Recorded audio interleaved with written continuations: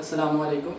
आज के लेक्चर में हम जो पल्स है उसको जब हम चेक करते हैं उससे पहले कौन कौन से मेजर्स हैं उनका ख्याल रखना चाहिए और दरअसल पल्स को हम किस तरह चेक करते हैं उसको आज हम कहते हैं डिस्कस करेंगे इस वीडियो में। इंशाल्लाह एक एक स्टेप को मैं डिटेल से एक्सप्लेन करूँगा, उसके पीछे हिकमत क्या है उसको भी एक्सप्लेन करूँगा और उसको हम किस तरह अप्लाई करते हैं उसको भी इंशाल्लाह आज इस वीडियो में हम बताएँगे। तो सबसे पहले हम अगर देखें तो क्लिनिकल सेटअप में आपका जो इन्वायरमेंट है वो काफ़ी अच्छा होना चाहिए, क्लीन होना चाहिए। और अगर इन्वायरमेंट क्लीन नहीं होगा, साफ़ सुथरा नहीं होगा तो जो पेशेंट आपके पास आ रहा है वो कहने के एक तरह से हेल्दी महसूस नहीं करेगा या एक तरह से इन्वायरमेंट से फेमिलियर या इन्वायरमेंट से कहने के उसको एक अच्छी फीलिंग नहीं आएगी, जिसकी वजह से उसकी जो ट्रीटमेंट है उसमें एक हर्डल आएगा। तो इसलिए सबसे पहले इन्वायरमेंट जो है आपका वो सबसे बेहतर होना चाहिए। ये नहीं है कि आपका पेशेंट आया, खड़े होते ही आपने उसकी नब्ज़ चेक कर ली है या आप चलते चलते नब्ज़ चेक कर रहे हैं, तो इस तरह नहीं करना। एक सुकून से इत्मीनान से एक जगह पर बैठ के आपने उसकी पल्स चेक करनी है। सेकेंडली ये है कि जब आपके पास आपका पेशेंट आएगा तो आपने उसको अपने सामने बिठा के पल्स चेक करनी है। ये नहीं कि आपने अपने उसके साथ बिठाना है तब पल्स चेक करनी है।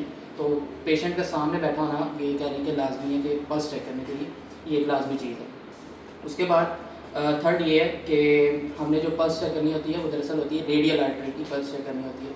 रेडियल आर्टरी की पल्स जो है वो जो रेडियल बोन है उसका जो स्टाइलॉइड प्रोसेस है वहाँ से रेडियल आर्टरी शुरू होती है और वहाँ से हमने अपनी फिंगर प्लेसमेंट शुरू करनी होती है। और फिंगर्स में हमने जो अपनी इंडेक्स फिंगर है, मतलब जो हमारी जो तशहद वाली उंगली है वो प्लेस करनी होती है स्टाइलॉइड प्रोसेस पे। और उसके पीछे पीछे हमने अपनी जो मिडल फिंगर है, अपनी जो थर्ड फिंगर है वो प्लेस करनी है। और इस तरह हम कहने के पल्स को चेक करते हैं। और हम जो यूनानी मेडिसिन है उसके अंदर जो पल्स चेक करते हैं वो 4 उंगलियों से चेक करते हैं, जबकि जो TCM है ट्रेडिशनल चाइनीज़ मेडिसिन उसमें वो 3 उंगलियों से पल्स चेक करते हैं।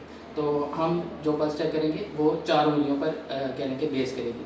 उसके अलावा कुछ चीज़ें हैं जिस तरह राइट हैंड की पल्स है और लेफ़्ट हैंड की पल्स है। जो राइट हैंड की पल्स है वो हमें बताती है करंट मतलब कि जो सिचुएशन चल रही है, करंट कंडीशन के बारे में बताती है, जबकि जो लेफ़्ट हैंड की पल्स है वो हमें पास्ट के बारे में बताती है, माजी में हमारी पल्स क्या चल रही है वो उसके बारे में हमें कहने के बताती है। तो हमने ये भी इन दोनों को कंपेयर करके एक तरह से डायग्नोज करना है कि दरअसल पेशेंट की जो पल्स है वो क्या चल रही है। उसके बाद अगर हम देखें इसके अलावा अगर हम मेजर्स को देखें तो जो हमें मतलब फिजिशियन है उसका मिजाज मतदिल होना चाहिए। ये नहीं कि ज़्यादा गर्मी में हो, ज़्यादा ठंड हो उसको, या हमारे हाथ हैं क्योंकि हमने हाथों से पल्स चेक करनी है, हमारे हाथ खुद ठंडे ना हो या गर्म ना हो, क्योंकि वो काफ़ी जो नब्ज़ हम चेक कर रहे हैं उसको असर कर सकता है। तो हमारा जो फिजिशियन का मिजाज है वो मतदिल होना चाहिए। और फिर हम जो हमारा पेशेंट है उसका चेक करेंगे पल्स, तो कहने के वो एक अच्छा उसकी डायग्नोसिस होगी। तो ये कहने के सारे मेजर्स हैं। उसके अलावा जब हमने पल्स चेक करना है तो तकरीबन 60 सेकंड्स तक हमने पल्स को काउंट करना है। ज़्यादातर जो हुक्म मार्केट में होते हैं वो ये करते हैं, बस पल्स पे हाथ रखते हैं, 4-5 सेकंड तक उसको महसूस करते हैं और मर्ज़ की कहते तशख़ीस करके बता देते हैं। तो हमने ऐसे ही करना। इनिशियल लेवल पे हमने तकरीबन 60 सेकंड्स देने हैं अपने डायग्नोसिस को, अपने उसको रीडिंग्स को वो देख के फिर हमने इसको कहने के लिखना है। उसके बाद शुरू में ये है कि मैंने आपको परफॉर्मा शेयर किया था कल डायग्नोसिस का, जो पल्स का परफॉर्मा है, तो उसमें आपने एक एक फ़ीचर को पहले नोट करना है, पहले लेंथ को, विड्थ को, उसके बाद उसके स्ट्रेंथ को, ये सारे एक एक पैरामीटर नोट करना है। और उसके बाद आपने उसको कहने के जो परफॉर्मा है उस पर लिखना है और फिर आपने उनको इवेलुएट करके देखना किसके ज़्यादा फीचर्स मिल रहे हैं, ड्राइनेस के, हॉटनेस के या वेटनेस के, और फिर उसको आगे डायग्नोस करके बताना है कि दरअसल पल्स में कौन सी क्वालिटी है वो बढ़ी हुई है। तो ये कहने के सारे हमारे पास मेजर्स हैं पल्स चेक करते वक्त जो हमें ज़रूरी होते हैं। तो अब प्रैक्टिकल परफॉर्म कर लेते हैं। पेशेंट मेरे सामने बैठा हुआ है। आपने अच्छा एक लास्ट चीज़ रह गई, जब आपने पल्स चेक करनी है तो हाथों की पोजीशन क्या होनी चाहिए पेशेंट की। जो पेशेंट के हाथ हैं वो ना सुपिनेट होने चाहिए ना प्रोनेशन होनी चाहिए, बिल्कुल दरमियान में उसके हाथ होने चाहिए। उसकी जो अंगूठा है वो सीलिंग की तरफ होनी चाहिए, इस तरह करके उसके हाथ होने चाहिए, ठीक है। तब आपने उसकी पल्स चेक करनी है। तो अभी अपना हम प्रैक्टिकल परफॉर्म करते हैं। मेरे सामने मेरे पेशेंट बैठे हुए हैं एहसन सरफराज, ये मेरे क्लास फेलो भी हैं। तो इनकी हम पल्स चेक करते हैं और बताते हैं कि इनकी कौन सी क्वालिटीज़ हैं वो बड़ी हुई हैं।